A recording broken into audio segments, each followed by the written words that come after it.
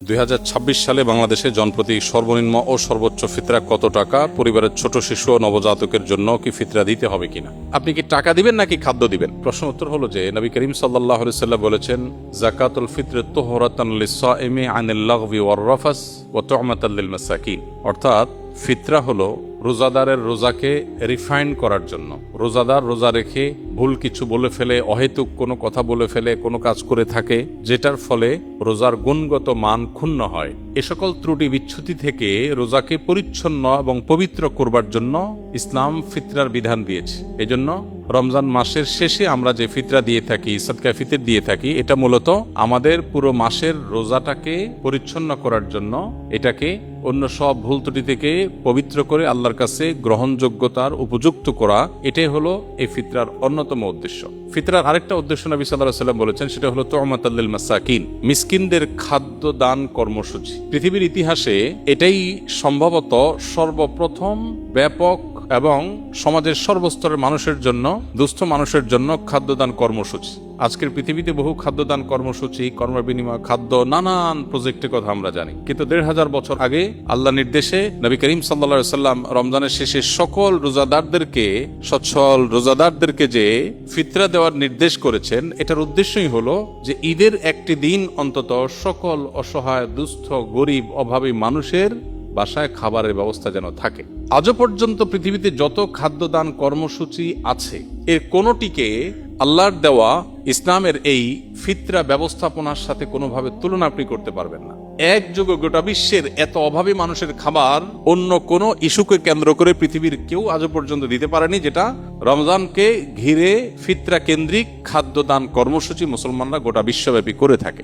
তো এই ফিতরা সম্পর্কে আমাদের অনেকেরই জানার থাকে, এবছর ফিতরা কত, এটার মূল কনসেপ্টটা আমাদের একটু জানা দরকার। ফিতরা কি প্রতি বছর চেঞ্জ হওয়ার জিনিস কিনা? আমরা প্রতি বছর তো ফিতরার দাম, মূল্য নির্ধারণ হয়ে থাকে। তো এটার উত্তর হলো যে ফিতরা যেহেতু খাদ্যদান কর্মসূচি, খাদ্যের পরিমাণ, পরিমাপ এটা শরিয়া ঠিক করে দিয়েছে। খাদ্যের মূল্য দিয়ে যদি ফিতরা আদায় করা হয়, তাহলে সেক্ষেত্রে খাদ্যের মূল্য তো উঠানামা করে, সেই হিসেবে ফিতরা কত হয় এক এক বছর এক একটা হতে পারে। নবী করিম সাল্লাল্লাহু আলাইহি ওয়াসাল্লামের হাদিসে মূলত প্রধান যে খাদ্য, যেটাকে আমরা প্রিন্সিপাল ফুড বলি, মেইন খাদ্য যেটা, এই জাতীয় খাদ্য দিয়ে ফিতরা আদায় করবার নির্দেশনা দেওয়া হয়েছে।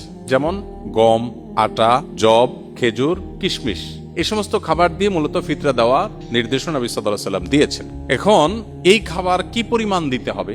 এখানে আগের যুগে যে খাবার মাপার যে বিভিন্ন পাত্র ছিল, ধামা জাতীয় বিভিন্ন সাইজের, সেই পাত্রের পরিমাপের মধ্যেও একই পাত্র এক এক এলাকায় এক এক রকম ছিল। এর উপর ভিত্তি করে সামান্য এদিক সেদিক একটু কম বেশি এর পরিমাপ এর ব্যাপারে ওলামাদের মত পার্থক্য আছে। তো আমরা যেহেতু ইস্যুতে সাধারণত যেটা সবাই করি, সতর্কতামূলক ভাবে একটু বাড়িয়ে আমরা দিয়ে দিই।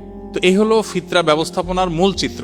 পরে এক সময় ফুকায়ে কেরাম অনেকে গবেষণা করলেন যে নবী করিম সাল্লাল্লাহু আলাইহি ওয়াসাল্লামের সময়কার পৃথিবীতে সাধারণত পণ্যের বিনিময়ে পণ্যের কেনা বেচা হতো, মুদ্রার বিনিময়ে পণ্যের কেনা বেচা খুবই কম হতো।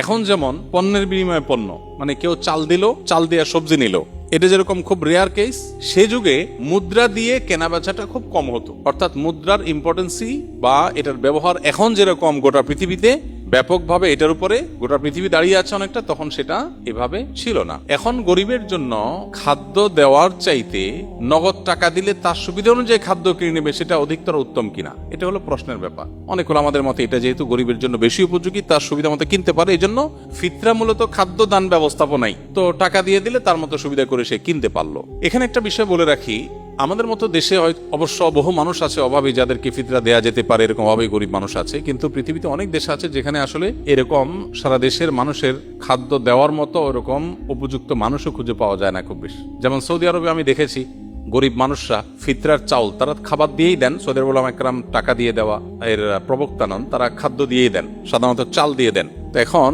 একজনের পক্ষ থেকে তারা 2 কেজি 2.5 কেজি চাল দিয়ে দেন, ফ্যামিলি কয়েকজন হলো ওইভাবে তারা বস্তা করে বিক্রি করেন। দোকানগুলোতে সব ফিতরা উপলক্ষে, রমজান উপলক্ষে ফিতরার চাল বিক্রি হয় বিভিন্ন প্যাকেজে, 5 কেজি 10 কেজির বস্তা। আমি দেখেছি যে সেখানে গরিবরা অনেকেই চালের স্তূপ হয়ে যায়, কারণ গরিব তো খুব কম, ফিতরা তো সবাই দিচ্ছে আর সবাই তো চালই দিচ্ছে। তো এমনও দেখা গেছে যে গরিব মহিলা উনি পিক আপে করে মসজিদের সামনে আসছেন চাল কালেকশন করার জন্য, এবং এটা কমন চিত্র সৌদিতে। সবাই যে পরিমাণ চাল দিছে, উনি ওই পিক আপ রেখে দিছে সামনে, রেখে বসে আছে, সবাই চাল এনে এনে ফেলে দিচ্ছে, পিক আপ স্তূপ হয়ে গেছে। পরে এই চালটা কি হয়, বাংলাদেশি ইন্ডিয়ান যারা সেখানে শ্রমিক বা প্রবাসী আছেন, অনেক সময় দেখা যায় যে চাল দাতা কিনেছেন 30 রিয়াল দিয়া, ওইটাই মহিলা বিক্রি করতেছে 15 রিয়ালে। প্রবাসী বাংলাদেশি বা অন্য যারা আছে তারা সেটা কমে কিনে নেয়। তো এটাতে দিন শেষে আসলে ওই যে গরিব যে তার ক্ষতি হলো, অর্থাৎ লসটা মূলত তার হলো। এটা একটা বাস্তবতা। এর প্রেক্ষিতে ওলামায়ে আহনাফ, অনেক ওলামায়ে ইকরাম বলেন যে ফিতরা যদি টাকা দিয়ে পয়সা দিয়ে দিলে গরিবের আরো বেশি উপকার হয়, তাহলে সেক্ষেত্রে এটা দিয়েও দেওয়া যাবে, কিন্তু মূল লাইনটা হবে ওই খাদ্যকে কেন্দ্র করে। কথাটা বোঝা গেছে? তো সেই হিসেবে এই বছর সম্ভবত 110 টাকা সর্বনিম্ন, কারণ ওই যে ফিতরা তো কিশমিশ দিয়ে দেওয়া যায়, গম দিয়ে দেওয়া যায়, খেজুর দিয়ে দেওয়া যায়, অতএব ভ্যারি করে।